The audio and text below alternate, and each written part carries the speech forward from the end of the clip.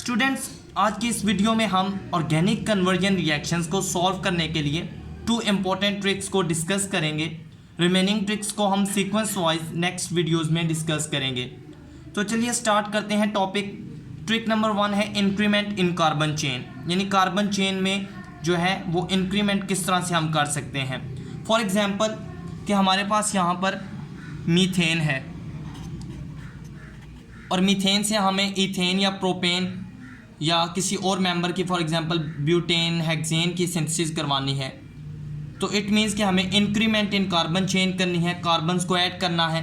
तो उसके लिए फर्स्ट ऑफ ऑल यहाँ पर क्या होगा कि इसकी एक्टिवेशन करेंगे, इसको एक्टिवेट करेंगे, इसकी क्लोरीनेशन करवाएं in the presence of sunlight. तो हमारे पास यहाँ पर अल्काइल हैलाइड जनरेट होगा। अब अल्काइल हैलाइड का रिएक्शन हम सोडियम के साथ अगर करवाएं ईथर की प्रेजेंस में, ईथर हमारे पास यहाँ पर एज ए सॉल्वेंट यूज़ होगा। तो हमारे पास यहाँ पर 2 मिथाइल के यूनिट्स कंबाइन होके यहाँ पर इथेन को जनरेट कर देंगे। अब यहाँ पर इस रिएक्शन को हम कहते हैं वुड्स रिएक्शन। यहाँ पर हमारे पास होता कुछ इस तरह से है कि यूनिट्स यहाँ पर 2 यूनिट्स अल्काइल हैलाइड के यूज़ होते हैं कुछ इस तरह से। तो यहाँ पर 2 हमारे पास सोडियम के यूनिट्स यूज़ होते हैं। तो हमारे पास क्या होगा कि ये कम्बिनेशन कुछ इस तरह से होगा और हमारे पास NaCl के 2 यूनिट्स यहाँ पर निकल जाएंगे। यहाँ पर 2 मिथाइल के यूनिट्स कंबाइन होके इथेन को जनरेट करेंगे। अब यहाँ से आगे फर्दर आप अगर इंक्रीमेंट करवाना चाहते हैं तो अगेन इसको एक्टिवेट करें, क्योंकि अल्काइल हैलाइड्स मोर रिएक्टिव हैं एज़ कम्पेयर टू हाइड्रोकार्बन्स। यहाँ पर इनकी जो फॉर एग्जांपल यहाँ पर मिथाइल हैलाइड मोर रिएक्टिव है मीथेन से। तो यहाँ पर इथेन को हम इथाइल हैलाइड में कन्वर्ट करेंगे। तो यहाँ पर अगेन क्या होगा, यहाँ पर हमारे पास ये हैलाइड फॉर्म में आ चुका है। यहाँ पर एक HCl रिमूव होगा। अब यहाँ पर अगेन इसका वुड्स रिएक्शन करवाएं तो हमारे पास क्या होगा, यहाँ पर सोडियम को लेते हैं और यहाँ पर हम ईथर को। तो हमारे पास अब इथाइल के 2 यूनिट्स कंबाइन होंगे और 2 NaCl हमारे पास रिमूव हो जाएंगे। तो अब हमारे पास जो कंपाउंड जनरेट होगा वो है butane.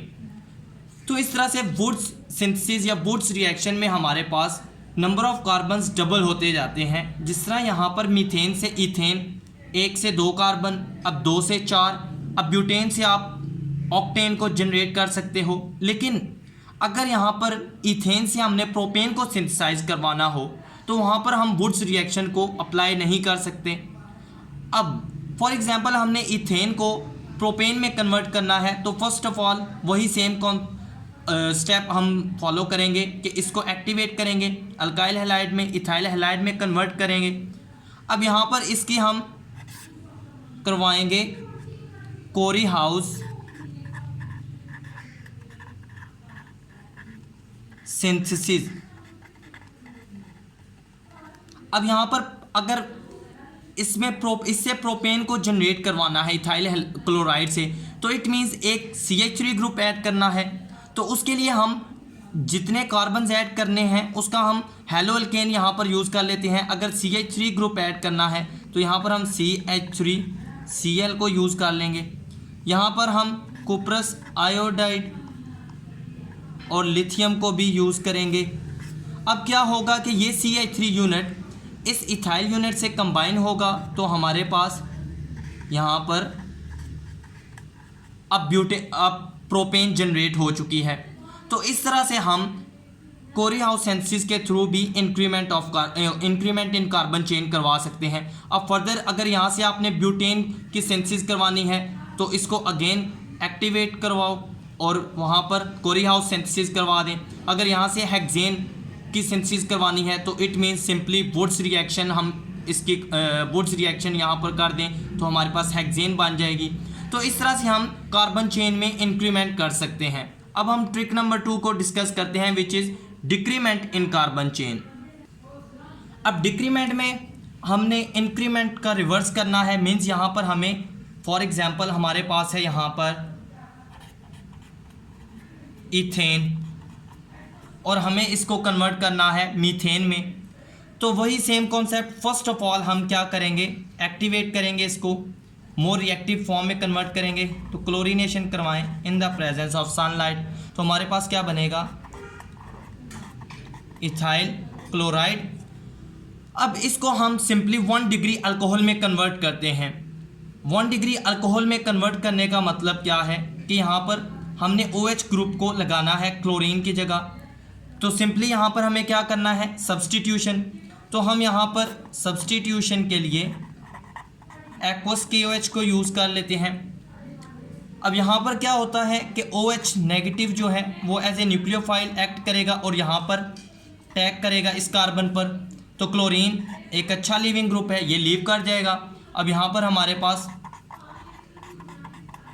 CH3CH2OH 1 degree alcohol generate हो चुका है। अब 1 डिग्री अल्कोहल को जनरेट करने के बाद यहाँ पर नेक्स्ट स्टेप है कि हम इसकी ऑक्सीडेशन करवाएं। अब ऑक्सीडेशन के लिए हम यहाँ पर KMnO4 भी यूज़ कर सकते हैं।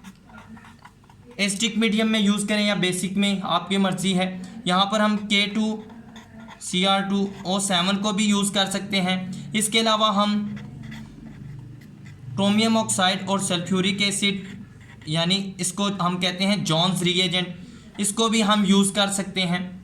तो अब हमारे पास क्या बनेगा, यहाँ पर मैं लिखता हूँ इसको। अब हमारे पास कार्बोक्सिलिक एसिड जनरेट होगा। अब CH2OH ग्रुप जो है वो COOH में कन्वर्ट हो चुका है, लेकिन हमें क्या करना है, डिक्रीमेंट। तो आगे फर्दर हम क्या करेंगे कि इसका रिएक्शन हम करवाते हैं सोडियम हाइड्रोक्साइड के साथ। तो हमारे पास सॉल्ट बनेगा। अब यहाँ पर सॉल्ट बनने के साथ हम इसको लिखते हैं। अब यहाँ पर हमारे पास सॉल्ट जब जनरेट होगा तो यहाँ पर CH3COONA। अब यहाँ पर हमें करना है डीकार्बोक्सिलेशन।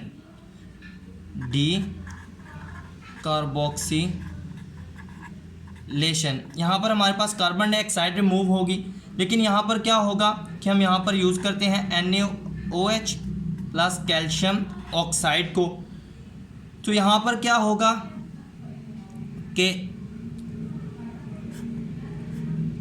ये सोडियम, ये 2 ऑक्सीजन और कार्बन, और यहाँ पर ये सोडियम, ये मिलकर क्या बनाएंगे,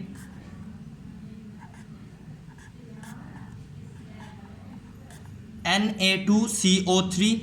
तो कार्बन डाइऑक्साइड रिमूव होगी in the form of Na2CO3। तो यहाँ पर ये जो हाइड्रोजन रह जाएगा वो यहाँ पर आके कंबाइन हो जाएगा। अब यहाँ पर हमारे पास क्या बनेगा, CH4। तो अब यहाँ पर देखें, इथेन से हमने स्टार्ट किया था और यहाँ पर हमने मीथेन को जनरेट कर दिया। तो इस तरह से हम क्या करते हैं, हम डिक्रीमेंट इन कार्बन चेन भी करवा सकते हैं। तो होप सो कि आपको वीडियो पसंद आई होगी। नेक्स्ट वीडियो में हम फर्दर 2 ट्रिक्स को डिस्कस करेंगे, क्योंकि ये ट्रिक्स बहुत ही यूज़फुल हैं ऑर्गेनिक कन्वर्जन रिएक्शंस को सॉल्व करने के लिए।